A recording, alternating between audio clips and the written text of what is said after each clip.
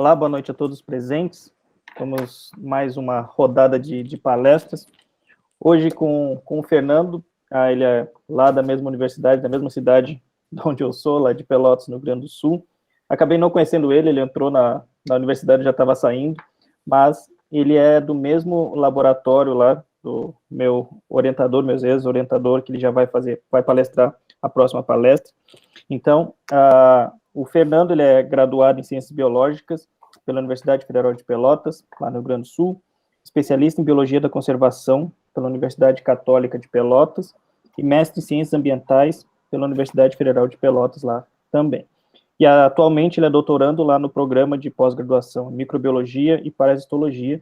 Eu também já indico lá para os alunos também que estão se formando, dê uma olhadinha lá nos editais lá, que é um programa bem legal. E Pelotas é uma cidade bem legal para a pessoa ficar. As áreas de conhecimento dele que ele trabalha é ecologia, biologia da conservação, avaliação de impactos ambientais, modelagem de distribuição de espécies, mudanças climáticas e zoonoses de importância pública. E ele vai tratar de um assunto bem importante, num grupo extremamente importante. Quem já fez zoologia de vertebrados lá sabe que é bem importante esse grupo. Morcegos são extremamente importantes e acabou sendo um assunto pertinente, porque com a pandemia os morcegos viraram vilões mundiais. E agora o Fernando vai compartilhar esse conhecimento que ele tem com vocês. Espero que vocês gostem. E lembrando sempre, qualquer pergunta, bote lá no chat que eu repasso para ele lá depois. Então, Fernando, a palavra é sua. Novamente, muito obrigado por aceitar essa correria ainda e depois a troca de horário. Muito obrigado, e a palavra é sua. Boa noite, então, né, a todos e todas que se fazem presente na sala virtual, né, saúdo a equipe de coordenação e organização do evento, né, em especial ao Alex, que me fez o convite aí para vir falar com vocês. E então faço uma breve descrição, né, para aqueles que estão nos assistindo. Sou um homem branco, olhos e cabelos castanhos, estou sentado, uso óculos e visto uma camisa azul. Então, agradecer o convite, né, principalmente de vocês aí por estar compartilhando com vocês esse momento, né, de estudo e aprendizado. E vou falar um pouquinho, já como o Alex falou, né, desse trabalho que eu venho desenvolvendo aí com os morcegos, né, ao longo da minha jornada profissional também, que eu trabalhei com morcegos com licenciamento ambiental, né, fazendo trabalhos de campo, e agora no doutorado fui desafiado a trabalhar com esse grupo, e mais especificamente com o vírus, né, hantavirose, relacionado a doenças que estão emergindo em morcegos. Vou colocar aqui a minha apresentação.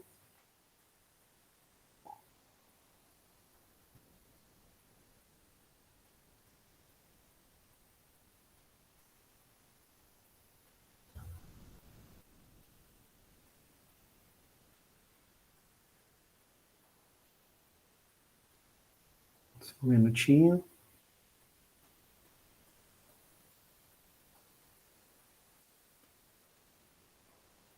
Já foi? Não, não foi ainda, né?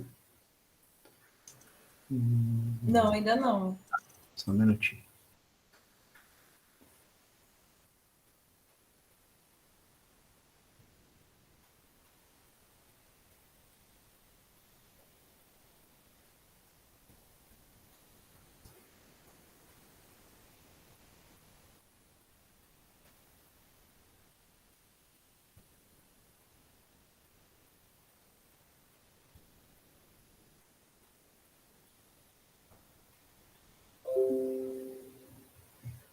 Agora foi.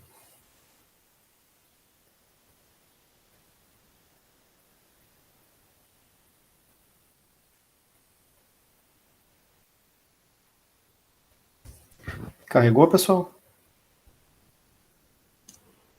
Tá aparecendo só apresentação, Fernando. Pra mim não carregou, não. Não carregou, não?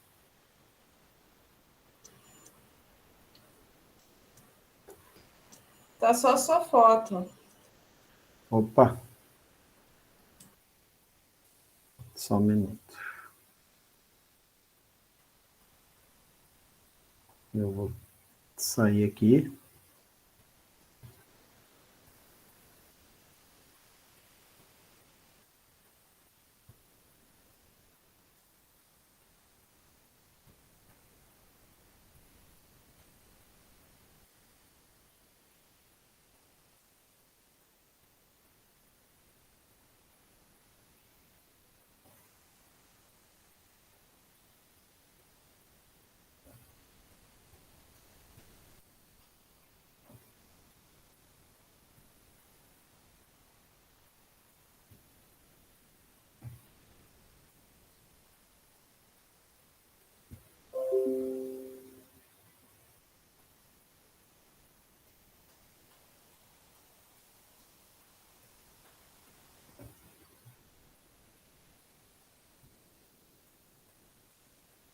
Agora acho que foi, né? Agora sim. Beleza. Então tá, pessoal. Vou falar para vocês, então, né, sobre o tema intitulado Morcegos Hospedeiros de Zoonoses no Brasil, uma ameaça à saúde pública. Meu nome é Fernando da Silva Moreira, como o Alex já me apresentou. Fernando, Oi. só interromper. Não está em modo apresentação, tá só aparecendo os slides. Ah, não tá? Não. Opa. Parei que eu tô com duas telas, na minha outra tela tá. Na outra tela que eu tô, tá. Agora, deixa eu trocar aqui.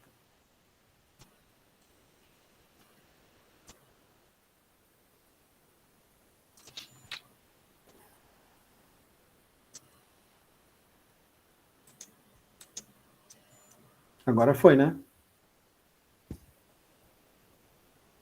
Agora foi? Agora sim. Uhum. Tá, beleza. Então, vamos lá, pessoal. Então, mais uma vez, então, né? Eu me chamo Fernando da Silva Moreira e vou apresentar para vocês aqui, hoje, a palestra intitulada Morcegos Hospedeiros de Zoonoses no Brasil, uma ameaça à saúde pública. Um minutinho. Agora sim. Bom, eu já começo aqui trazendo essa imagem, né, para a gente poder parar um pouquinho, pensar e ver o que a gente está fazendo, né, o que a gente está tendo como ações para reverter esse cenário que a gente tem nos dias atuais. De 60 anos para cá, esses são os cenários que a gente mais vê no dia a dia, na televisão, nos jornais, enfim, nos meios de comunicação que a gente tem. Desmatamento da Amazônia, especulação imobiliária, tráfico de animais, né, apreensão de animais, né, queimadas, garimpo em áreas ilegais, extensão da pecuária. Enfim, há muito tempo isso vem batendo na nossa porta, né? Isso vem batendo de uma maneira que a gente já não pode mais aceitar a viver no planeta que a gente está, permitindo que isso continue. Porque as nossas ações, elas já, do passado, elas já estouraram, elas já estão aí, elas estão emergindo cada vez mais em novas doenças, né? Então, isso que a gente está vendo, né, isso que a gente está assistindo, e eu me incluo nisso, às vezes, de camarote, sem tá podendo fazer algo, né, que mude esse cenário, de certa forma, frustrante, né? Nós que estamos na academia, a gente sabe o quanto a gente tenta mudar através de estudos, através de artigos, ou publicação de artigos, inclusive até esses próprios eventos que a gente faz para tentar ter um peso maior, né? Aquilo que a gente está gritando aqui, que a gente está falando, né? Que está tudo errado, que o nosso modelo de economia social ela está errada, o nosso modelo de desenvolvimento social está errado, né? Então, não tem como o nosso planeta aguentar mais isso, né? Ao ponto das pessoas chegarem a cogitar da gente migrar de planeta, né? Então, isso não tem sentido, não tem sentido algum.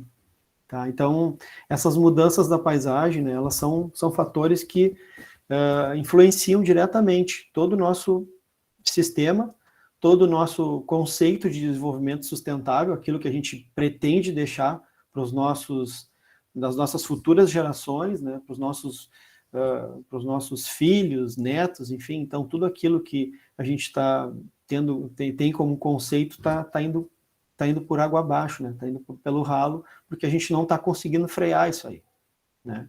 E como é que a gente vê isso aí, né? A gente vê isso através das zoonoses, né? Daquilo que a gente, daquilo que cada vez mais bate a nossa porta. Atualmente, a gente não tem como não falar, né, da questão da Covid-19, né, da doença da Covid-19 causada pelo vírus, né, pelo SARS-CoV-2, né, principalmente. Então, esse é o ponto principal, né, onde eu quero chegar. Então, para a gente ter uma conceituação, né, ali o que são zoonoses, né, qual sua prevalência. Então, zoonoses são doenças transmitidas, né, de animais para seres humanos. Então, todo esse arcabouço ali, né, de conexões que a gente tem dentro do nosso cenário, né, do cenário ambiental, que o homem está incluído junto, né, não tem como nos dissociar desse cenário, né. Então, ali fala nesse dado que as responsabilidades de 60% das doenças infecciosas são em humanos, né? 60% de todas as doenças infecciosas em humanos. E 75% de todas as doenças infecciosas emergentes, né? Ou seja, aquelas que de fato conseguem nos atingir, né? Porque doenças, as frequências dessas doenças dentro das comunidades, dentro dos ecossistemas, elas sempre existiram.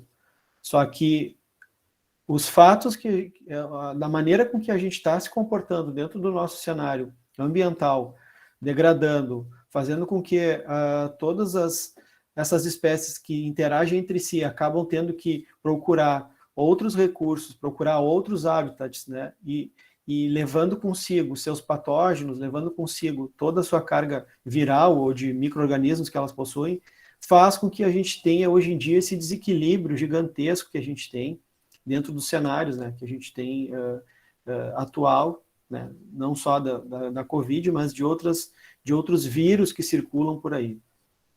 Então, patógenos ali, então, é uma conceituação, né, são micro-organismos, né, causadores de doenças associados às taxas mais altas específicas, conhecidas como hospedeiros, que ajudam a sustentar os patógenos, ou vetores que ajudam a transmitir os patógenos, né? Então, pode ser de maneira direta, através ali daqueles animais que estão ali diretamente para o homem, ou através de vetores, né? Sejam eles vetores insetos, enfim, né? Pequenos artrópodes também pode fazer esse contato também com a nossa espécie. Trazendo aqui o modelo populacional de Verhulst, que é um modelo que explica muito bem, né, as necessidades ecológicas, né, as condições ecológicas que a gente tem dentro do nosso sistema. Então, ali a gente tem o tempo e o tamanho da população, ou seja, um micro-organismo, um exemplo disso seria um micro-organismo, né, transbordando para um hospedeiro, por exemplo, a Covid, propriamente dita. A gente tem esse ponto de início ali, né, do micro-organismo conseguindo se estabelecer dentro de um novo ecossistema, ele vai até chegar o ponto K, que é o ponto exponencial, né, da capacidade de suporte, ou ele pode passar desse ponto se não tiver espécies reguladoras, que o ambiente, dentro do nosso ambiente ecossistêmico, há essa troca de diversidade, onde uma espécie regula a outra, né? Havendo esse desequilíbrio de uma espécie não estando dentro desse nicho de espécies que compõem uma determinada população, uma determinada comunidade, há uma perca, né, e um aumento dessa capacidade exponencial de suporte, levando aos distúrbios que a gente vê hoje em dia, né, os distúrbios ecológicos dentro de um sistema. Outro exemplo também é quando nós levamos um agente viral para um novo ecossistema, né? No caso, ele tem a tendência dele quando chega num ecossistema novo é crescer e espalhar, né? É aí que causa os problemas, os desequilíbrios ambientais dentro das comunidades. Porém, o dado importante disso é que de 100 organismos que entram em um novo ecossistema, apenas um sobrevive. Foi o caso da Covid-19. Né? Então, ela teve lá o seu ápice, né, de desenvolvimento, conseguiu se instalar dentro das comunidades, conseguiu se instalar dentro de um vetor, conseguiu se instalar, passar desse vetor, ela conseguiu transbordar para um outro e até chegar a nós e conseguir o seu máximo desenvolvimento e a sua capacidade exponencial de propagação.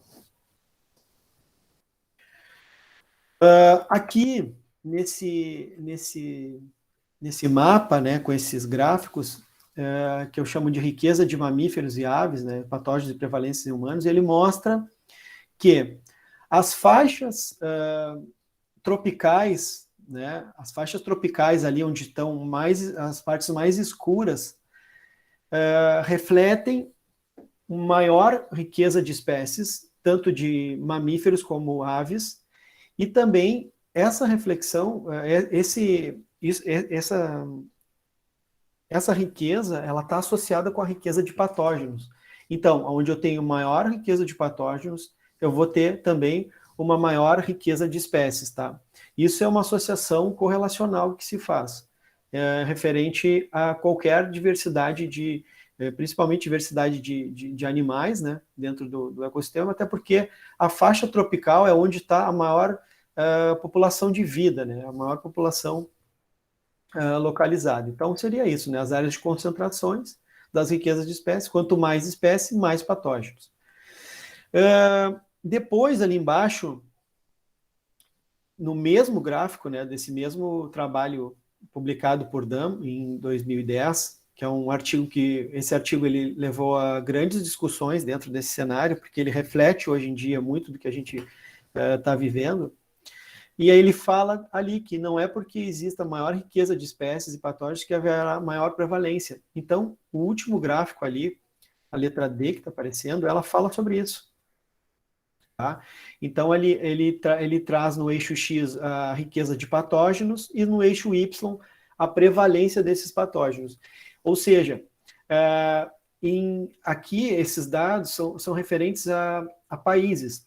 Ali está marcando Rússia e Estados Unidos como países que têm uma política sanitária muito forte. Então, não quer dizer que riqueza de diversidade, né, de mamíferos e aves e riqueza de patógenos reflita numa maior quantidade de patógenos no ambiente. Não, pelo contrário. Ele fala que quando você tem uma estratégia bem consolidada dentro da sua unidade federativa, com cenários, né, que possam, com estudos e cenários que possam minimizar essas ações, os efeitos dessa riqueza de patógenos, ela cai. Então, é por isso que Rússia e Estados Unidos estão bem ali abaixo, né, de outros países menos desenvolvidos que, no caso, eu vou mostrar mais para frente o que acontece. Então, aqui, pessoal, falando um pouquinho dentro da ecologia das zoonoses, né, antes de entrar um pouco na parte dos morcegos, aqui nos casos de infecção, né, onde as oscilações são previstas, isso acontece o tempo inteiro dentro do ecossistema. Ali a gente tem no canto, ali, né, espécies silvestres ali, como macacos, né, ratos e morcegos, e elas estão o tempo inteiro sofrendo essa frequência de altos e baixos, né, de entradas e saídas de patógenos. Isso acontece constantemente dentro das comunidades que se intercruzam entre si, que se intercomunicam. Então, isso é normal, tá? Isso é tranquilo dentro desse sistema, até que haja um distúrbio. Havendo um distúrbio, então pode ser que esses animais tenham contato com animais domesticados, que é ali que mostra, né? Não sei se o meu mouse está funcionando aqui, ó. Aqui eu teria, então, os animais domesticados, aqui a frequência, né, com que esses animais eles estão tendo os seus casos, né, de patógenos no ambiente, e de um certo momento, esses dois grupos aqui, esses animais domesticados aqui e esses animais silvestres vão se encontrar, seja eles de uma maneira direta ou indireta, pode ser através dos vetores, e aí vai acontecer do transbordamento acontecer, né? Seja lá o patógeno que for. Pode ser um vírus, uma bactéria, um protozoário, enfim, um fungo, pode acontecer desse transbordamento acontecer de forma direta ou indireta, tá? O que vai regular isso aí? O que vai regular esse transbordamento das comunidades? É uma resposta rápida. Então, uma resposta rápida daqueles lugares, municípios, cidades, localidades ou países que têm ações rápidas promovidas dentro dos seus escopos, né, de secretarias de saúde, que possam aí estar desenvolvendo, né, para que não haja picos e surtos como a gente teve da Covid-19, né, aliás, da pandemia da Covid-19, né, começou com um surto e depois foi se espalhando para a epidemia e depois até chegar ao ponto de pandemia, quando já não se tinha mais controle. Tá? Então, esses são os casos em que a gente vê, né, que isso funciona naturalmente dentro do sistema, até que isso pode ter uma consequência direta, né, indireta, e se não tiver um controle dessas operações e uma resposta rápida, isso se torna sem precedentes, né? A gente não tem precedentes, né, como a gente está vendo nesses casos agora. Então, pessoal, aqui fala sobre são 3 imagens, sequência A, B e C, né? A primeira reflete ali a entrada de vários indivíduos dentro de um grupo, né? Esses indivíduos dentro desse grupo interagindo, eles vão ter ali na sequência uma diversidade de patógenos que, consequentemente, pode saltar para nós, né? Pode saltar para nós humanos, né? São as doenças zoonóticas. Porém, ali em B, quando a gente observa que é feita a retirada de alguns desses integrantes dentro desse sistema, alguns integrantes de maior porte dentro desse sistema, a gente fica apenas com as espécies que é chamada na literatura de espécies oportunísticas, tá? Essas espécies oportunísticas são as espécies que mais têm se estudado, tá, dentro da literatura. Por quê? Porque são elas as responsáveis por 95% do transbordamento de vírus, bactérias, fungos, protozoários para humanos. Ou seja, vai haver dentro, ali no ar, vai haver o contato com outras espécies, vai haver essa integração de espécies, porém, as espécies que têm uma capacidade maior de estar mais próximas aos humanos serão aquelas que vão nos passar esses patógenos de uma maneira direta, né, mais especificamente, ou através de vetores indiretamente. Perdão. A parte C, ali fala, ó, o C seria o aumento dessas espécies aqui, tá? Dessas espécies oportunísticas. Aqui a gente tem o aumento delas dentro do mesmo ambiente. Aumentando elas, eu tenho um maior aumento e conexões desses patógenos aqui, que, consequentemente, serão mais perigosos para que doenças emergentes surjam dentro do nosso ciclo, né, de desenvolvimento aí que a gente tem, né, dentro do nosso ciclo urbano, principalmente. Então, a propagação de patógenos em humanos, aqui ela mostra o seguinte, aqui nesse artigo mostra a seguinte situação. Dificilmente ela acontece nesse paradigma aqui do morcego transbordando uma patologia para o homem, né?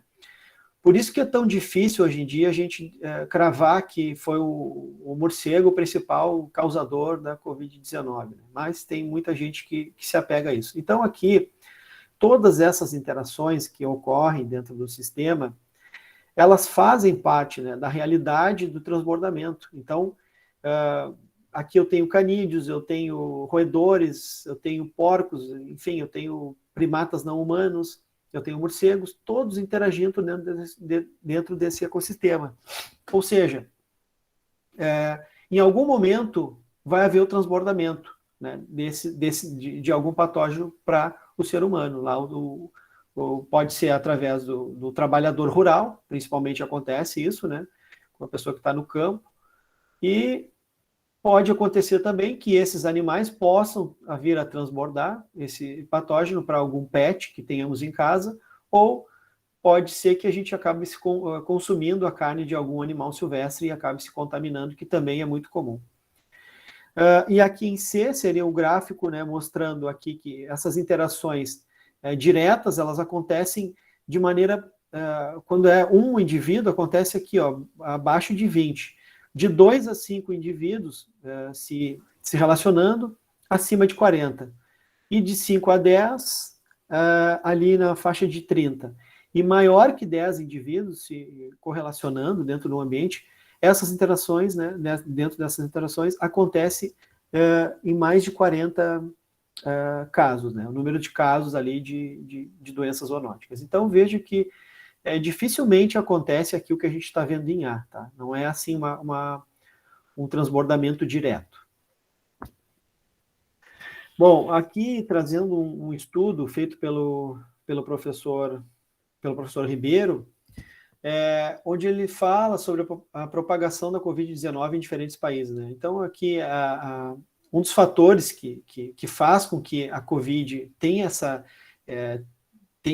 capacidade que ela teve, né, de chegar até onde chegou, foi, primeiro, a transmissibilidade maior que a letalidade, né? Então, a Covid, ela tem esse mecanismo de fazer com que o vírus seja mais transmissível do que letal, né? Então, essa foi a primeira característica da doença. E segundo, ela ocorre, né, em um local bem interconectado, né? No caso, os primeiros registros foram dentro do mercado de Wuhan, né, onde se identificou as primeiras pessoas com sintomas gripais. Então, de lá, acabou sendo disseminado. Wuhan é na China. A China tem um lugar onde pessoas também têm grande influência de deslocamento, enfim, né? Diferentemente se a doença tivesse acontecido em um país talvez africano. É bem essas desigualdades que a gente vive em relação às patologias. Tá? Então, aqui, nesse gráfico mostrando uma linha, né, onde ali China, Brasil, Espanha, Índia, países onde tem muitas populações que interagem entre si, foi onde o vírus teve o seu ápice, né, nessa questão da transmissão. Então, essa estratégia de transmissão, alta transmissão e baixa letalidade é o que mantém ele vivo, né, ativo ainda nos dias de hoje, e talvez o manterá.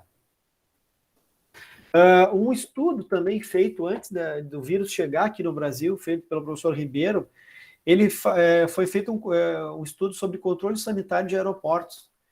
Ele usou, através de modelos matemáticos, que é o que a gente utiliza, né, um prognóstico de como seria essa infestação, né, essa propagação da doença dentro do nosso ambiente, dentro do nosso território brasileiro. Então, ali com 40 dias, ali ele botou aqui, seria mais especificamente na região sudeste, ali em São Paulo e Rio de Janeiro, começaria por ali, como de fato começou. Em 50 dias, em 50 dias, essa propagação, então, estaria mais acentuada na zona costeira, já indo em direção também ao centro do país, e ali com 70 dias, então, né, já essa propagação, né, praticamente em todos os estados ali brasileiros, né, e principalmente nas capitais, né. Esse estudo foi direcionado a aeroportos de capitais dos estados brasileiros.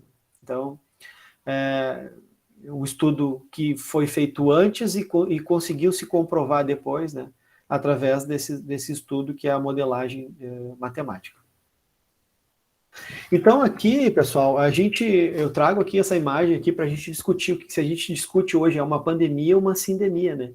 Porque na verdade a gente fala muito em pandemia, mas a gente esquece que a sindemia, né, ela está muito ligada a um conceito social, e ambiental, né, desses lugares. Aqui eu trago uma imagem de Manaus, né, onde foi um dos piores lugares que a pandemia atacou, né, porque ali foi onde ela encontrou, né, através desse cenário que a gente tem de degradação ambiental total, a gente não consegue ver uma árvore, né, nesse ambiente, praticamente zero, assim, a gente vê uma lá que outra, solta, né, e um aumento populacional demasiado, né, nessas faixas litorâneas, onde deveriam ser áreas de preservação, e foi praticamente aí que tudo começou, né, que a gente viu aquele caos lá em Manaus, né, onde não se tinham respiradores, enfim, a doença atingindo o seu ápice, né, atingindo a sua curva exponencial ali, dentro desse sistema, que não estava preparado, né, porque não tem um preparo, né, porque não tinha um preparo anterior, né, e por questões políticas, talvez, até então, né, que não estavam pensando em ações dentro desse sistema, né, como de fato a gente viu, quando a gente não tem uma ação dentro de um sistema, acontece um desequilíbrio. A partir do momento que eu tenho uma ação, esse desequilíbrio ele cessa, então, e ele acaba mudando. Então, pessoal, eu vou entrar aqui na ordem quiróptera, né, para falar para vocês um pouco, né, parar de falar um pouquinho nesses conceitos iniciais, e vou entrar aqui para falar sobre o grupo, principalmente, que a gente veio discutir hoje.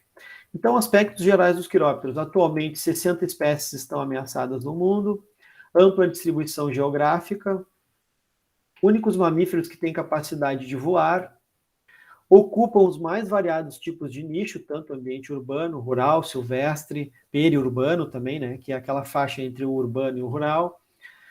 Eles apresentam diferentes hábitos alimentares, né, muitos são aí frugívoros, né, a grande maioria ao redor do mundo são insetívoros, aqui no Brasil metade deles é frugívoros, né, podem consumir até o dobro do seu peso corporal em uma única noite.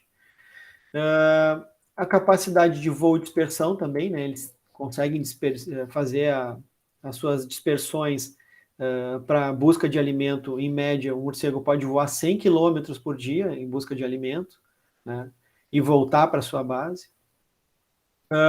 Podem viver até 35 anos. Desculpa, que ficou desconfigurado. E eles, claro, possuem hábitos noturnos. A maioria dos morcegos tem hábitos noturnos, né? Então, por isso, às vezes, até a questão do medo, né? De trabalhar com esse grupo, que é um grupo bem difícil de ser compreendido, digamos assim, né? Então, 70% das espécies do globo são insetívoras, né? Essas são algumas das características gerais, né, do grupo dos quirópteros, né? E agora falando um pouco dos serviços ecossistêmicos que eles prestam para nós. Quais seriam esses serviços ecossistêmicos? Então, eles são responsáveis pelo fluxo de nutrientes em cavernas. As espécies neotropicais polinizam mais de 500 espécies de diferentes plantas. São reguladores de pragas agrícolas e também urbanas. Podem consumir 500 insetos em uma hora, né? Então, fazem um grande trabalho. Esse dado aqui do setor agrícola dos Estados Unidos é um dado bem forte, assim, bem divulgado. Os Estados Unidos economiza 20 bilhões de dólares por ano, principalmente as lavouras de milho, algodão, né, dentro do setor agrícola. Eles economizam, tem essa estimativa de 20 bilhões por ano, porque os morcegos fazem o papel desse consumo de insetos que tem, né, ao redor, né, dessas pragas, né, ao redor em função, se alimentando, os insetívoros se alimentando dessas pragas que estão ao entorno, né, ao redor dessas culturas. Então, eles também atuam na regeneração de áreas degradadas, são excelentes polinizadores e também dispersores de sementes, né? Muitos também se alimentam do fruto de uma baga, de um fruto qualquer, mas ele não ingere o fruto, ele suga o fruto e dispersa esse fruto em algum outro ambiente, ajudando nessa questão também das regenerações das áreas degradadas. E eles auxiliam também no combate a doenças emergentes, né, como as arboviroses, principalmente no consumo de mosquitos em geral, né, fazendo de pernilongos, né? Enfim. Então, eles fazem utilizam o consumo, né? Fazem o consumo desses insetos e auxiliam no combate dessas doenças emergentes que poderiam estar rondando as regiões, né? Tanto urbanas como rurais.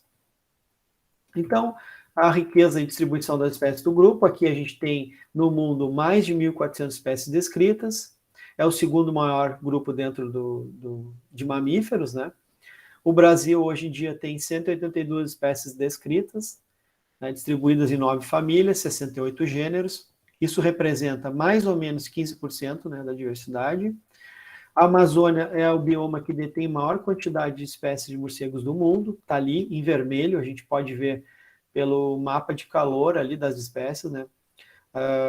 As regiões em vermelho, pegando a região neotropical, principalmente ali essa região que pega Brasil, Colômbia, México, enfim, países da América Central também, e depois o continente asiático lá e africano, né, são os hotspots que a gente chama, né, são as zonas de desenvolvimento dos morcegos. Então, das 9 famílias de morcegos no Brasil, 7 delas apresentam espécies envolvidas em zoonose, né? Então, das 9 famílias, 7 apresentam espécies envolvidas. Então, é bastante.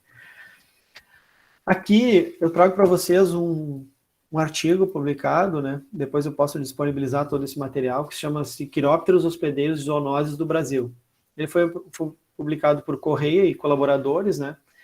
Onde ele traz, através desse estudo, né? Um estudo de vários artigos publicados, né? Uma compilação de dados, isso foi lá em 2013, que as zoonoses causadas por protozoários tinha 40 espécies de morcego associadas. Entre as doenças, né, as infecções mais importantes, a gente tem doenças de Chagas e leishmaniose. Já as zoonoses causadas por vírus, a gente tem 43 espécies associadas, né, sendo a raiva e a hantavirose as mais importantes dentro desse contexto. As zoonoses causadas por bactérias, também a gente tem 13 espécies de quirópteros associados, né? A febre maculosa, né? Que é uma doença bastante letal, é encontrada em 10 espécies até o momento. E as zoonoses causadas por fungos, 10 espécies também, né? Apresentam registro de infecção por fungos, histoplasma, e depois o causador da histoplasmose é o principal problema que se encontra, né, dentro dos fungos causadores de patologia em morcegos. Então aqui é lógico que eu não ia pegar todos, né, a lista é extensa, é mais de 50 bichos e que tem de tudo que é lado associado, né, com patologia em geral. Então eu peguei o top 5 ali, das espécies encontradas no Brasil que apresentam o maior número de patógenos. Né? Os morcegos são considerados, então, um dos principais grupos reservatórios no mundo, causadores de zoonose. Então, eu peguei ali o Artibeus lituratus, Desmodus rotundos, Glossophaga soricina, molossus e Corolla perspiciliata. Aqui estão eles. Artibeus lituratus, eu tenho só para essa espécie até então 22 patógenos associados a ele, até o momento. Então, a gente vê a quantidade de vírus, que, né, naquele quadro vermelho que eu estou mostrando, são os vírus que são associados a eles, né, entre os principais, rabidovirídeo, o vírus da raiva, coronavirídeo, sem identificação ainda, e hantavirídeo também, com ortohantavírus, que é o vírus que eu trabalho dentro do meu doutorado, e ali parvomixovírus, flavivirídeo, parvovirídeo, então uma série de vírus associados a essa espécie. Ele tem um comportamento frugívoro, colônias de 5 a 16 indivíduos, e esses animais são frequentemente vistos em áreas urbanas, apesar de existirem eles em áreas rurais e florestadas. Essa espécie em comum, ela é a espécie que mais se tem trabalhos envolvidos com o vírus da raiva, dentro do ambiente urbano. E dentro do ambiente rural, é uma outra espécie das Desmodus rotundos que eu vou mostrar para vocês. Então, ali depois, a gente tem também as bactérias, né, Rickettsia rickettsia, digamos em marrom, né, que está aparecendo ali no quadro. Rickettsia parkeri, Rickettsia amblyomys, todas elas transmitidas por carrapato. E leptospira também, leptospirose, causador da leptospirose, né? Depois os fungos, Cryptococcus, Microsporum, Cândida, Aspergillum, né, Penicillium, todos esses aí associados a essa espécie. Leishmania maisonensis, né, as leishmanioses, e também as trypanosomas, Trypanosoma cruzi, né, doença de Chagas. Então, todas essas patologias associadas a uma única espécie.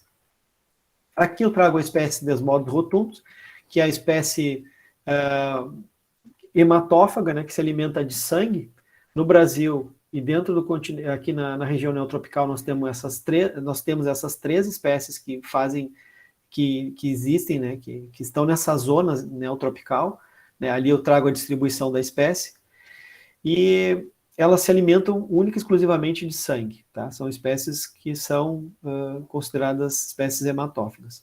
Colônias de 20 a 5 mil indivíduos, né, eles formam grandes colônias. Então, mais especificamente, ali fala em zona rural e urbana, mas a gente encontra em zona urbana, mas mais dificilmente, eles estão mais ligados mesmo à zona rural, aonde eles se alimentam do gado, né, se alimentam de cavalos, enfim, do que for necessário para acontecer esse alimento. Em devidos casos, há ataques de morcegos vampiros também em humanos. Em aldeias indígenas, agora faz uns 2 ou 3 meses que teve casos de morcegos vampiros atacando pessoas em aldeias indígenas, né, para se alimentar. Isso não é tão frequente, mas acaba acontecendo. Ali também 11 patógenos associados a essa espécie, né, vírus ali, vírus da raiva, coronavirídeos, alfa-coronavírus também presente nessa espécie. E depois também as leptospira, leptospirose, os fungos ali, coccidioides, e depois também os protozoários, né, os tripanossomas, né, todos eles ali envolvidos. Então, a terceira espécie que eu trago seria essa aí, que se chama Corolla perspiciliata. Também uma espécie com 7 patógenos associados a ela, tem hábitos frugívoros, colônias de 10 a 300 indivíduos, e a distribuição dela está mostrada naquele mapinha ali embaixo, né? Toda a região praticamente do Brasil e um pouco ali pegando outros países vizinhos também e região da América Central. É muito encontrado em zona urbana, esse animal também é muito urbano, né? Então ele carrega consigo também associações de vírus da raiva dentro do ambiente urbano e todo esse material, né, que ele pode transportar, né, está associado a essas patologias que pode ser encontrada nesse animal e acabar transbordando para outros animais. Glossophaga soricina também, um animal nectarívoro, né? Colônias de 20 a 2 mil indivíduos, áreas urbanas e rurais, e também ele tem até o momento 10 patógenos associados a ele, identificados, né, dentro dessa espécie. Uma ampla distribuição geográfica também, ali em verde, a gente vê naquele mapinha embaixo, uma espécie com uma ampla distribuição geográfica, né, formando suas colônias, aí, enfim. E também vírus da raiva, ortoantavírus também associado, as leishmanioses, né, tripanossomas, né, doenças de Chagas, e leptospira também. E aqui, por último, é um molocídio, né? Esses todos que eu tinha apresentado para vocês eram da família Philostomídeo. Esse é o único que é um molocídio, tá? É uma outra família que tem dentro dos quirópteros, né? Que também tem esse indivíduo aí, essa espécie tem uma gama ampla de patógenos associados a elas. Ao total, até o momento, são 17 patógenos associados, né, que a gente tem. Também, mais ou menos, os patógenos se repetem, né, esses ciclos parece que se repetem dentro desses grupos, porque eles são grupos que também têm uma ampla distribuição geográfica, né, às vezes se intercomunicam entre si, né, dentro de alguns ecossistemas, e pode ser que haja também esse transbordamento de patógenos, né, desses vírus, né, dentro desse contexto. E aí a gente tem, então, esses animais, eles são esses aqui, principalmente os molossos insetívoro, colônias de mais de 400 indivíduos, também área urbana, florestas e campos. Então aqui, nesse outro gráfico, aqui, nesse outro nesse outro gráfico aqui, eu trago para vocês que não são só os quirópteros os únicos vilões aí, né, das doenças emergentes, né? A gente vê aqui, principalmente para vírus, a gente tem ali rodente, né, que são os roedores aqui, fazem parte, então, desse sistema também fazendo o transbordamento de vírus, né, principalmente aliados à família Flaviviridae. A gente tem Hantaviride, a gente tem Hantaviride dentro dos roedores, né, também. A gente tem ali Paramyxoviridae também, que é outra família de vírus. Enfim, toda essa gama de vírus aqui associados a roedores. Aqui os quirópteros vêm, né, em segundo lugar, mas também temos aqui a Artiodactyla carnívora, cetácea também, com uma pequena lagomorfa, e didelfiomorfa, né, que são os gambás aqui também fazendo um papel de dispersão dessas zoonoses emergentes.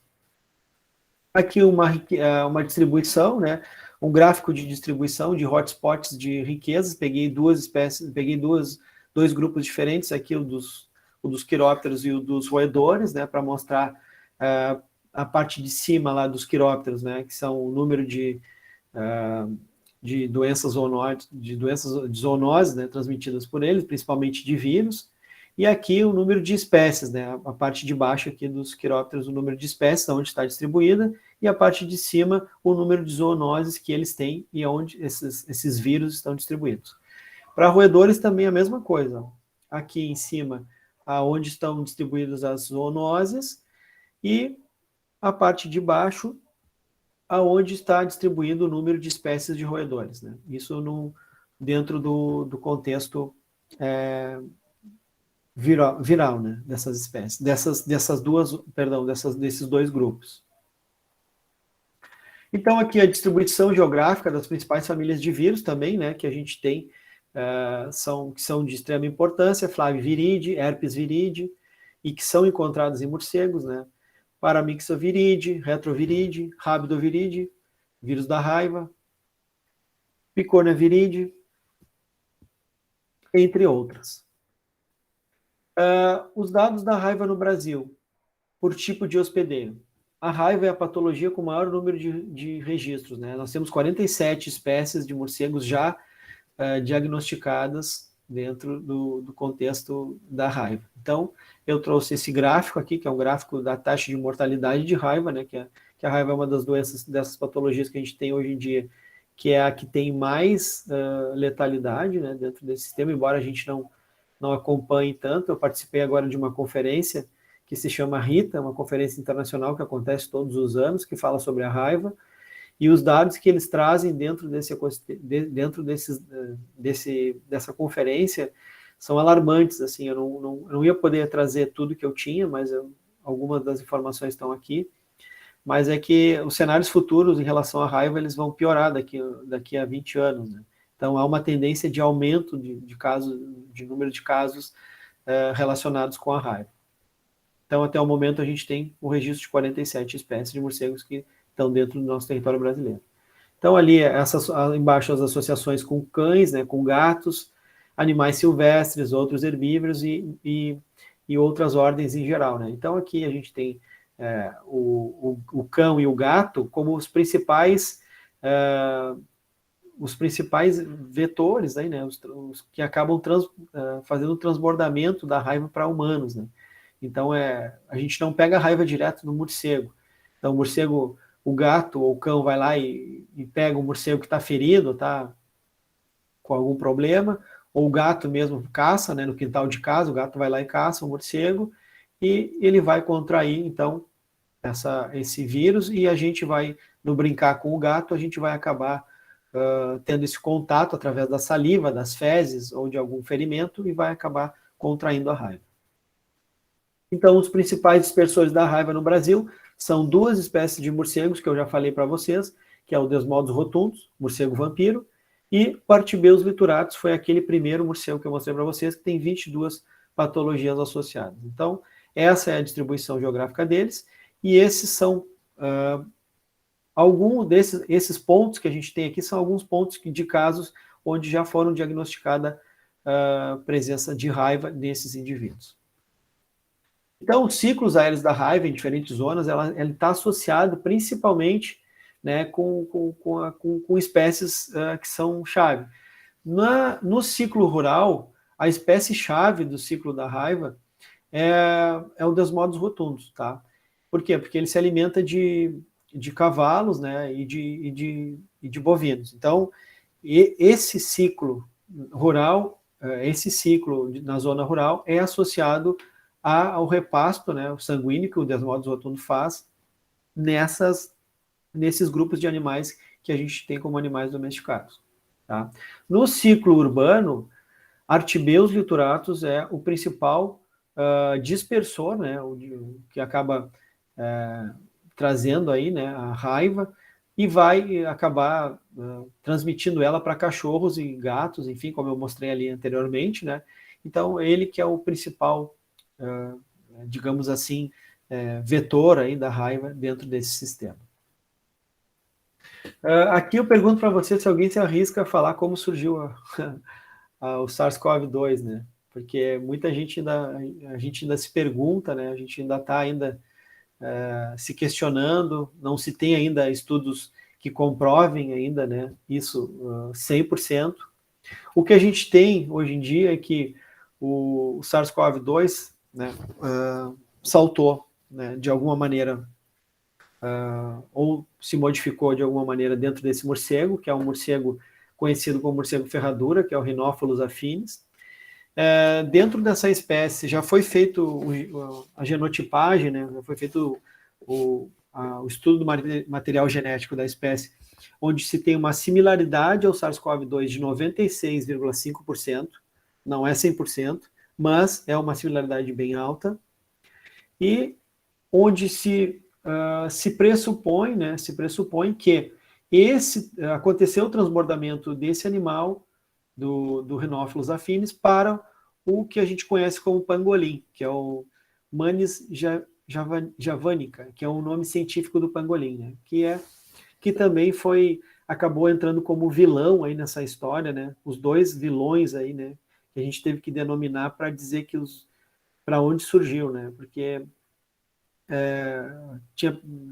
tem pessoas que ainda acreditam, né, levam fé em teses infundadas que falam que esse vírus surgiu em laboratório, né, e a gente sabe que isso não aconteceu. Então, o Manis javanica, que é o pangolim, ele tem 91% de similaridade com SARS-CoV, né, então também foi foi mapeado, então, né, que provavelmente foi por causa do pangolim, do consumo da carne do pangolim, né, que é como se fosse um tatu aqui no nosso Brasil, né, no nosso país, que a gente tem mais comum, que o pessoal se alimenta, né, as regiões mais carentes acabam se alimentando, e lá nesse mercado lá é onde tem livre comércio de animais exóticos, né, e, enfim, animais silvestres e consumo de carne. Então, acredita-se que foi aí que saltou, né, teve esse transbordamento da Covid para o ser humano. Isso é uma hipótese, né, ainda não comprovada. Então, estudos recentes feitos agora mostram que foi encontrado lá em cavernas em Laos, né, Laos é um país que faz divisa com a China, mostraram que o sudeste da Ásia é um ponto de acesso para vírus potencialmente perigosos, semelhantes ao SARS-CoV-2. Então, pesquisadores encontraram, né, nessa espécie Rhinophilus affinis também, outros vírus semelhantes ao SARS-CoV-2 com potencial zoonótico também similar ao SARS-CoV-2. Então, ligaram o alerta, né, mostraram que também possivelmente essas cavernas, que são áreas que são de difícil acesso em Laos, né, que fazem divisa ali com a China, né, e se encontram no norte do país, e faz divisa com o sul da China, provavelmente pode ser que se encontre, né, uma peça desse quebra-cabeça para a gente poder determinar ações, né, de potenciais riscos aí, e criar ações de controle, né, e que haja um manejo, né, adequado, ou até criar prognósticos de áreas de risco. Aqui são os principais estudos realizados no Brasil, né? São alguns que eu estudo, alguns artigos que eu utilizo para me basear o meu estudo, principalmente, né? Que eu trabalho com hantavirose. E as pesquisas que têm em andamento, né? Que são a proposta da minha tese, que é fazer a potencial distribuição geográfica de morcegos, né? Vetores de ortoantavírus dentro do Brasil. Então, eu sou orientado pelo professor Rodrigo, que vai falar para vocês, o professor Rodrigo Ferreira Krieger, que vai falar para vocês na sequência, e pela professora Maria Rita Donalizio, lá da Unicamp, também que trabalha com saúde coletiva. Então, essa é a proposta que surgiu, né, da gente fazer, né, essa distribuição dessas espécies que são vetores, né, para ortoantavírus, né. O antavírus é uma doença que ela é dentro dentro aqui do ambiente americano, ela é uma síndrome cardiopulmonar causada, né, pelo vírus, e lá no velho mundo ela é uma síndrome renal, né. Ela tem uma diferenciação, a linha azul é o que acontece aqui, né, no ambiente americano, e mais especificamente no velho mundo está em rosa praticamente. O período de incubação de 16 a 24 dias, né, é uma doença pouco conhecida, também tem uma taxa de letalidade bem interessante, ela acomete pessoas de todas as faixas etárias, ela está dentro do Brasil, né, de 1993 a 2017, ela está presente em 18 unidades federativas, né, com 1.902 casos, sendo 193 casos desses ignorados, né, sem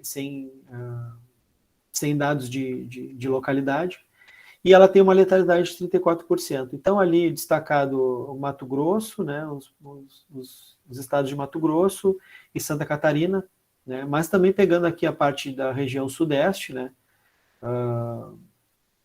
o São Paulo, né, principalmente, e depois Minas Gerais, e depois a região sul aqui, Paraná, Santa Catarina, Rio Grande do Sul, como os mais afetados. Na região Nordeste e região Norte, esses números são bem baixos, né? A localização dos grupos, esses grupos, eles estão... os grupos que fazem parte, né, dos mamíferos que têm presença de hantavirose distribuídos na América e no continente Velho Mundo, né? Onde os quirópteros há pouco tempo foram descritos, até então não se tinha descrição de quirópteros dentro do continente americano, são os pontos em vermelho, a gente só vê lá no Velho Mundo, que é o que está mostrando aqui no gráfico, né? Esses pontos vermelhos aqui. Então, aqui para o continente americano, nós não tínhamos agora, a partir de 2014, que começaram as descrições de quirópteros envolvidos com a hantavirose no continente americano. Então, aqui é a pergunta que fica, né? Se a hantavirose, ela é uma patologia que se conhece que ela é principalmente transmitida pelas fezes dos roedores, mas aí a pergunta que fica, onde é que entra, então, qual é o papel dos morcegos, né, na distribuição dessa virose, né, desse vírus aí que está também presente, né, nessas comunidades. Então, aqui eu tenho as principais espécies que eu estou estudando, são 12, né, e dentre elas, as 4 que eu já mostrei para vocês aqui, eu destaquei, que é Artibeus lituratus, Corolla perspiciliata, Desmodus rotundos e Glossophaga soricina. Essas 4 também já foram diagnosticadas com hantavirose, ortohantavírus ou hantavírus. São nomes que são associados a essa patologia. Então, alguns fatores associados, né, que são associados aos casos de hantavirose, né, infecção, o gênero masculino é o mais vulnerável, a faixa etária mais vulnerável é entre 20 e 39 anos. Idosos e crianças também não apresentam índice de contaminação, né, são baixos os índices de contaminação, e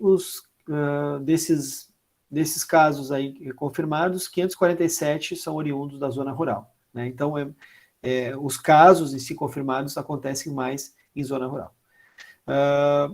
1.902 casos positivos de hantavirose no Brasil, de 2001 a 2017. Tá, aqui é um total. Dos 5.668 municípios brasileiros, 535 já confirmaram a presença de hantavírus em seus limites. Né? Esses dados vão crescendo cada vez mais. Só que aqui, no lado, os fatores associados aos óbitos, eles são interessantes, porque o estudo feito pela professora Lidse mostrou que o sexo feminino é o mais vulnerável quando em relação a óbitos, e não a casos. Então, o sexo feminino é o mais vulnerável, pessoas que têm uma baixa escolaridade e pessoas que apresentam uma idade menor que 20 anos, né? De 20 anos a menor de idade. E também pessoas que moram em zonas urbanas. Por quê? Porque esse caso, mais especificamente da hantavirose, ele é associado a trabalhadores rurais que trabalham nos canaviais. Então, geralmente, pessoas que vão vão a parques de lazer aos finais de semana e se contaminam, é difícil esse diagnóstico, porque ela ela tem uma similaridade com a Covid, é uma doença cardiopulmonar, né? Começa com uma tosse, depois essa tosse evolui para uma febre, essa febre evolui para uma infecção de pulmão, né? E assim por diante, até ser necessária uma internação e ventilação mecânica, né? Similarmente é o que acontece hoje com a Covid. Então, esses são os dados. E aí acontece que, como o sexo feminino não é digamos assim, o ponto-chave, né, nesses estudos, porque dificilmente entra dentro dessas áreas, acaba que os diagnósticos de médicos, enfim, das pessoas que fazem, não conseguem diagnosticar a doença, né, e acaba acontecendo o óbito, né, o óbito é rápido também, se não tratado, e são esses dados interessantes.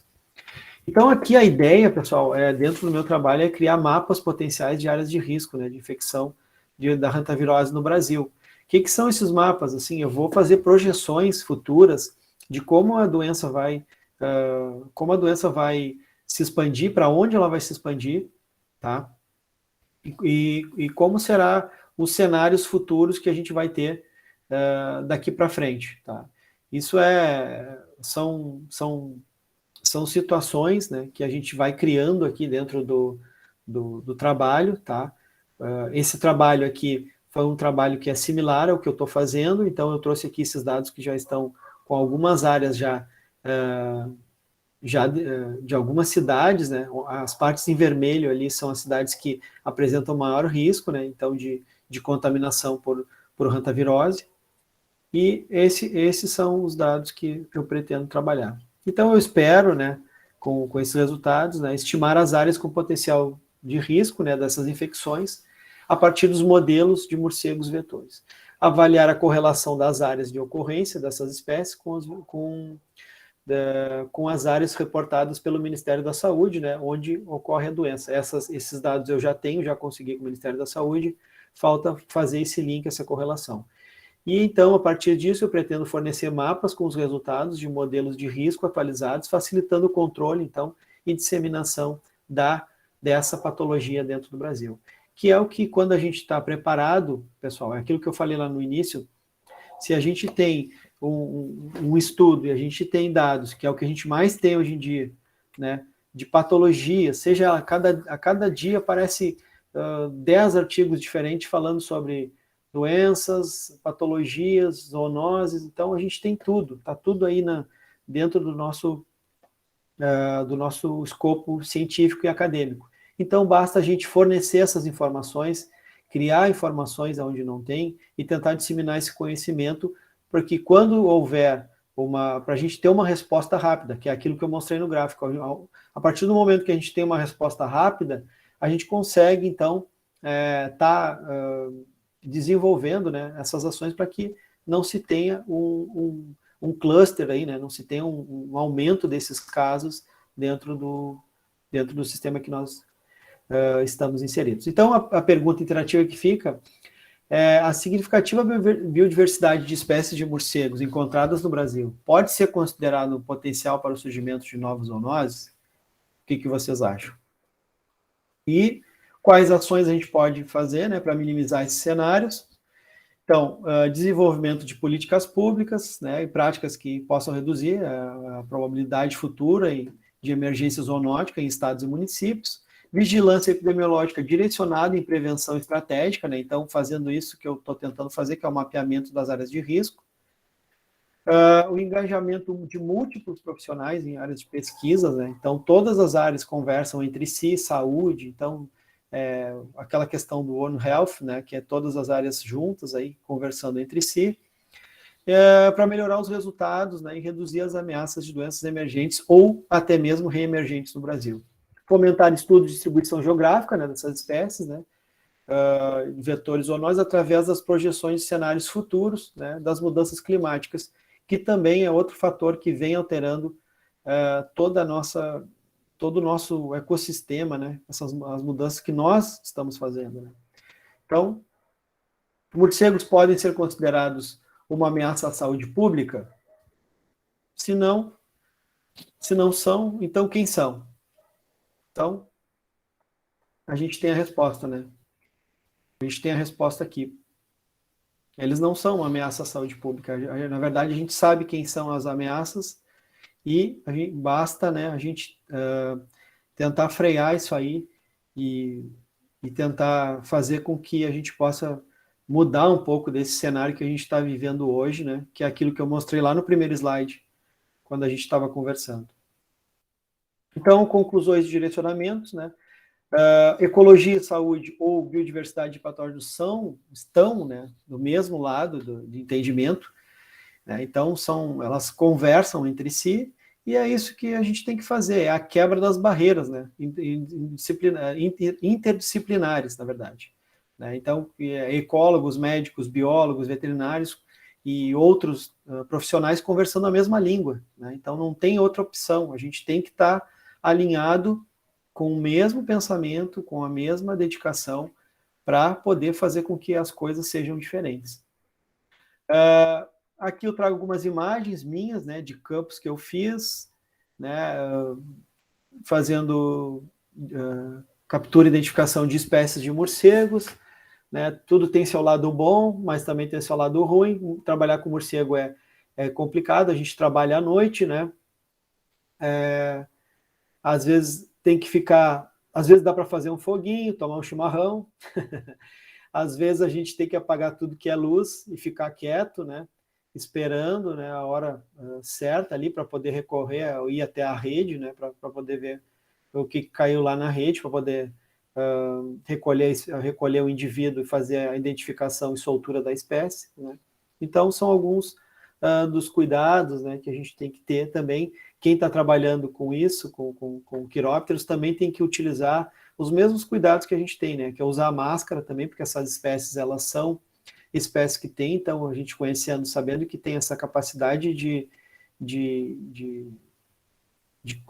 terem, né, de terem nas espécies que a gente está estudando, essa capacidade de dispersão, né, essa capacidade de patógenos que elas têm. Claro que dificilmente vai saltar delas para nós, como a gente viu, né, nos casos mais especificamente, mas todo cuidado é pouco, a gente tem que cuidar para nós, não infectá-las, que na verdade era isso que eu queria chegar nessa conclusão, que o principal disso tudo é a gente não levar nenhum tipo de micro-organismo para quando estiver manejando as espécies. Né? Então essa é a parte mais interessante do que se preocupar em pegar alguma coisa. Então, aqui os meus contatos, né? Deixei aqui o Instagram lá do LEPAV, do grupo do nosso laboratório que eu faço parte, né? O meu Instagram também está ali embaixo, né? Se a galera quiser trocar ideia, quiser discutir, eu também sou aluno, assim como vocês, a gente está junto, né? E a gente está peleando aí para tentar divulgar conhecimento a todos os cantos. E eu sei bem como é que é ser aluno, eu também passo pelas dificuldades que vocês passam, tá todo mundo junto nessa aí, né? E bora lá, galera, a gente não pode baixar a cabeça e é isso, assim, sabe? Eu acho que a gente está no caminho certo, tá todo mundo aqui presente, né? Sexta-feira, nesse sextou aí, acompanhando a palestra, eu agradeço muito vocês aí, né? Quero fazer um agradecimento especial aí ao professor Alex, né? Ao IFE, né, que também de Umuarama, que me convidou aí, através do Alex, Agradecer a universidade, né, também federal aqui de Pelotas, a Unicamp, né, que tem essa parceria comigo, lá com a professora Rita, que nos concede a bolsa, e ao meu programa de pós-graduação aqui em microbiologia e parasitologia da Universidade Federal aqui de Pelotas. Então era isso, pessoal. Agradeço aí a atenção de todos. Sextou. Estou aberto aí, me coloco à disposição a diálogos, enfim, o que vocês tiverem de dúvidas, sugestões de trabalho. Esse é o momento. Muito obrigado. Cara, Fernando, muito obrigado por essa palestra, muito legal, muita informação, muito interessante.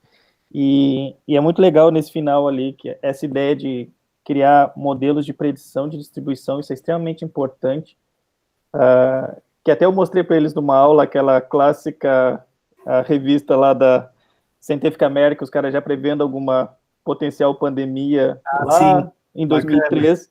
Aquilo, para vocês verem essa ideia que a gente está vendo. Para você ter uma ideia, a Covid tem uma taxa de letalidade de torno de 3%. Isso aqui é uma doença aqui que tem uma letalidade de 34%, só para vocês verem a ideia de quão perigoso é isso. E é altamente negligenciada, pode ver, é totalmente negligenciada, e esses trabalhos são extremamente importantes para a gente saber mais ou menos lugares onde pode dar problema, e a gente conseguir dar uma resposta rápida, como o Fernando falou. E agora, verdade. Fernando, tem as perguntas aqui. Show. O Leonardo, ele perguntou aqui qual o impacto causado por cidades que não terem centros de zoonoses e não terem metodologias de prevenção. Boa pergunta, Leonardo. Olha, o impacto é bem... eu diria que é um impacto grande, porque, assim, todos os municípios, hoje em dia, todas as cidades, elas estão tendo que se estruturar para isso, né? A gente sabe que tem cidades que têm deficiência em algumas áreas. A área ambiental é sempre aquele primo pobre, né? Que, vai lá, o cara vai... né?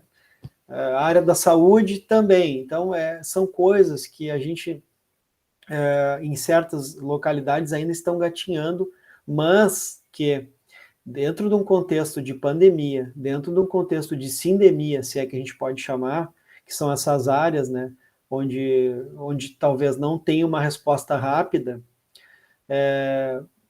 sim, é preocupante e, ao mesmo tempo, pode ser que haja uma maior contaminação e até, às vezes, por muitas vezes, subnotificação, porque às vezes as pessoas acabam não conseguindo chegar num diagnóstico preciso, sabe, Alex? A hantavirose mesmo. Cara, é difícil conseguir os dados, porque tem muito caso ainda subnotificado. Aí tu vai ver, assim, de ano para ano, assim, um ano deu 180 casos na localidade tal. Aí tu vai ver no outro ano, na localidade próxima deu 10, sabe? Então, assim, não tem muito sentido. Então, às vezes, é falta de conhecimento mesmo, sabe? E é falta de ter equipes treinadas, né? Equipes da saúde mesmo, né? Agentes da saúde que possam fazer, sei lá, ter uma noção maior do que a gente tem de risco dentro do meio ambiente. Eu estou dentro do meu ambiente, dentro do meu município, Pelotas. Eu sei os riscos de doenças potenciais que possam vir a acontecer aqui, né? Mesmo que seja uma pandemia lá na China, como chegou em todos os lugares. De que maneira ela chegou? Ela chegou através das intercomunicações, né? O vírus, ele passou de um humano para o outro, e foi vindo, teve o poder de transmissibilidade, até chegar nas localidades mais remotas. E chegou nas aldeias indígenas, enfim, em todos os lugares. O que faltou? Né? Faltou foi um preparo dos municípios e comunidades no sentido de alertas, de tentar frear isso aí de alguma maneira, né? Claro que medidas como o uso de máscara, álcool gel foram feitos, porém isso em outras escalas poderiam ser mais aplicados, né? Em algumas regiões, a gente viu esses mapas que tem aí, que são de aberto ao público, né? Em algumas regiões foram negligenciadas, outras tiveram uma maior eficiência, né? Teve cidades de São Paulo que fizeram, se eu não me engano, lockdown, que é uma medida mais extrema, né? Mas que também tem uma efetividade, a gente não pode negar. E, de fato, são ações que aí, dentro de cada município, de cada localidade, de cada cenário que a pessoa está incluída, é que vão determinar aí a que rumo, né, o Alex vai seguir uma patologia, né? Que rumo ela vai tomar. É interessante essa pergunta. A Luana perguntou que depois do surto, como os morcegos viraram vilões, se existem projetos para a proteção desses animais. Tem alguns projetos de proteção. Se eu não me engano, é uma parceria da Vanessa com um professor que agora não estou me recordando o nome. Mas eu posso disponibilizar para o pessoal. Tem alguns projetos de conservação de morcego, tá, da região neotropical. Tem grupos de estudo que trabalham com morcegos e que fazem divulgação de dados e que são dados abertos, são dados sem fronteiras. Muitas das imagens que eu estou utilizando, que eu trago aqui para vocês, são imagens que não têm direitos autorais, que eles têm um site onde tu pode baixar qualquer imagem lá e usar da maneira como tu quiser, tá? Então, é bem interessante isso aí, e é um grupo que os caras estão preocupados mesmo, sabe? É um grupo que passou daquela vaidade, às vezes até de ter, tem um site lá, o cara quer... Não, o pessoal está preocupado em divulgar ciência, em divulgar conhecimento, e mostrar que os vilões mesmo dessa pandemia somos nós, e não os morcegos, né? Que levaram a fama aí em virtude dessa pandemia que a gente vivenciou, né? Então, que a gente está vivenciando ainda. E que para muitos é uma sindemia, né? Que é isso que eu volto a falar. Então, eu vou muito nessa linha de raciocínio de alguns pesquisadores que falam que essa pandemia, na verdade, é, em algumas localidades, uma sindemia, né? Então, foi acentuada por isso, onde pessoas com baixa escolaridade, pessoas pobres, pessoas marginalizadas, pessoas negras também acabaram, né, entrando nesse rol aí de pessoas que foram descriminalizadas inclusive por essa pandemia, né? Então, foram as que mais tiveram prejuízo, né, dentro desse contexto que a gente convive hoje. E quem foi que trouxe a pandemia, né? A gente sabe muito bem que são aquelas pessoas que eram as pessoas ricas, né, que viajavam, né, de um lado para o outro, e que não abriram mão, né, nesse período, sabendo que tinha uma epidemia até então, e depois uma pandemia em curso, não abriram mão dos seus luxos, das suas vaidades, e distribuíram essa Covid que a gente vive hoje, né, a doença da Covid, para todos os cantos. Então, eu tenho essa linha de pensamento. E a outra pergunta é que antes eles já tinham visto algumas palestras sobre insetos e sempre mostraram que tem uma grande diversidade, mas mesmo assim tem poucos pesquisadores, mesmo assim, e pode subestimar a quantidade de espécies. A Luana também perguntou se isso pode acontecer com morcegos. De morcego é um pouco mais difícil, assim, até porque muito do que... Claro, cada ano novas espécies surgem, mas a gente tem aí, nesse contexto geral, eu botei ali, são 1.400, são mais de 1.400, mas eu estava vendo hoje no site do American Mammalian Species, tem 1.411 espécies cadastradas de morcego, são 1.411, tá? Hoje ainda olhei. Então, assim, não muda muito, sabe? Assim, para morcego não, mas quando a gente fala em insecta, né, Alex, que vocês trabalham mais nessa parte, aí a gente pode falar de subnotificação mesmo, a gente pode falar sobre grupos de animais que a gente não faz nem ideia, né, do que pode ter a mais aí, né? É difícil a gente cravar alguma coisa, né? Ontem mesmo eu estava assistindo a palestra do Thiago, e ele falando ali das mutucas, alguém perguntou, né, se ele falou, claro, pode ter sim, tem espécie que nem apareceu aí, né, ainda, né, Então, por isso, o esforço desses pesquisadores mas para morcego, não, assim, morcego já, a maioria deles, porque até então, os lugares onde eles estão, né, são os lugares que estão sendo degradados e eles estão tendo que ser expulso desses lugares aí, tendo que procurar outros lugares, e aí fica mais fácil também de fazer essas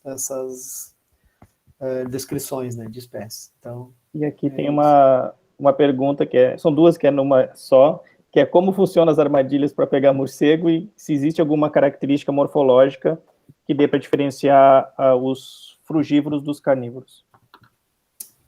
Tá. As armadilhas funcionam, são armadilhas de neblina, né, que a gente chama, elas são armadilhas que têm que ser abertas durante a noite só, a partir no período crepuscular, ali depois de umas 7h30, 8 horas, dependendo da região que se... É quando no cair da noite, tá? No cair da noite, monta a armadilha, porque senão começa a cair muita ave, né? As aves estão também nesse percurso aí, se deslocando. Então, as armadilhas são montadas no período crepuscular, e elas ficam, em média, 6 horas. Tá? Então, montou às 7, fica até 1h da manhã, fazendo coleta. Tá? E aí, o que é a coleta? Vocês viram ali nas imagens que eu coloquei, né? Vou botar aqui de volta. O cara fica numa rede, luz apagada, lanterna apagada, próximo da rede, e aí tu vê a movimentação de tudo que é bicho, né? Tu apagou a luz, é que nem o cenário é engraçado. Tu apaga a luz, tu escuta tudo que é bicho caminhando do teu lado, aí tu tá ali na rede, né? Aí tu tem que ficar quietinho. Aí tem tatu, tem mão pelada, tem graxaim, tudo caminhando na volta, né? Porque eles sentem o cheiro e eles vêm ver o que é. Então, aí tu tem que ficar acostumado já com essa movimentação dos bichos durante a noite, tá?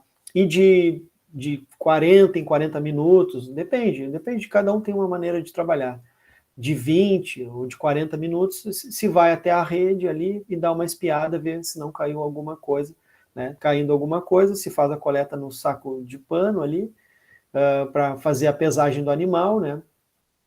E depois bater a chave, porque também é bem difícil a gente chegar assim, nesse momento, às vezes o animal está muito estressado, então tem que esperar ele ficar um pouco mais calmo, né? Para poder bater a chave ali para chegar até o nível de espécie, que é algo também bem complicado de se descrever, né? Então, trabalhar com taxonomia aí de morcego também é complicado. Às vezes a gente chega a gênero, mas chegar a espécie, dependendo da família, do tipo aí, é mais complicado. Tá? E o Wellington perguntou se a hantavirose tem potencial para se espalhar como Covid, caso não seja dada a devida atenção e controle. No momento não, Wellington. Ela não tem essa capacidade de espalhamento como a Covid. Ela é uma doença que está, talvez, num patamar de gatinhando como a Covid teve um dia. Hoje, eu te diria que ela não tem esse potencial, tá? Como a Covid um dia também não teve. Os alfa-coronavírus, os beta-coronavírus estão circulando lá, circulam em morcegos daqui, como a gente viu, que eu mostrei para vocês, tá?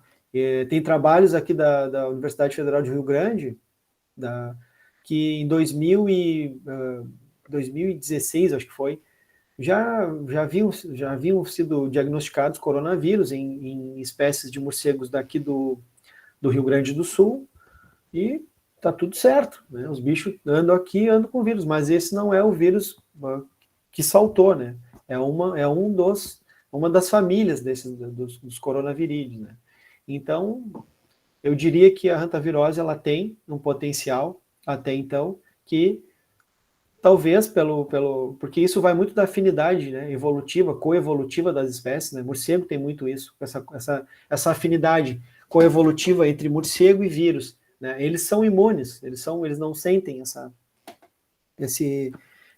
para eles o vírus não é letal, porque o vírus já aprendeu a conviver com esse grupo. Então, o vírus pega carona nele e vai para um determinado ambiente. O vírus pega carona e vai para lá, vai para cá. Passa para algum outro intermediário, esse intermediário chega até nós, e aí que acontece, né, do famoso spillover, né, que é o salto, né, do vírus para para nós, né, emergindo para nós humanos, né, que é aí que vai causar a zoonose.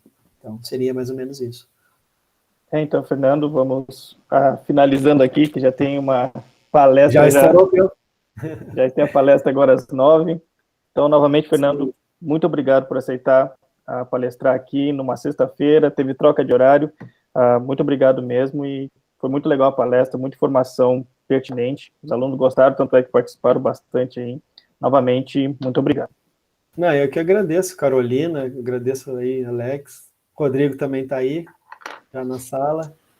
Eu só tenho a agradecer, pessoal, a todos os pessoal que ficou aí na sexta ainda, firme, né, junto aí, e agradecer a todos vocês. Obrigado pela oportunidade, e com muito prazer, a hora que tiver outro evento e puder compartilhar conhecimento aí com o pessoal, estou à disposição, total.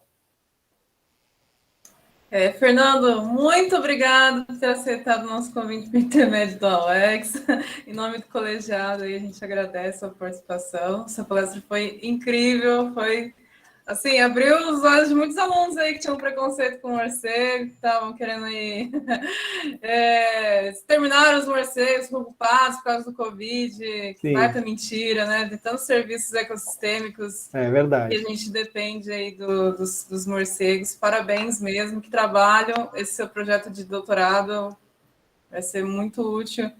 Eu espero que assim, que seja usado, né? Que não seja igual aquele trabalho que o Alex falou lá, desde não sei quando que já foi avisado e ninguém deu bola. Porque a gente é assim, cientista produz tanta coisa, né? É isso aí. E aí, quando vem uma pandemia... é verdade, eles falaram lá em 2000. Já estava lá em 2007, lá os caras... É bem isso. É sensacional, parabéns, muito sucesso, viu? Obrigada. Nossa, eu que agradeço, gente. Eu que agradeço a oportunidade. Obrigado mesmo. Então, o que a gente vai encerrando aqui, que a gente vai lá para o outro link, que é a palestra do professor Rodrigo lá no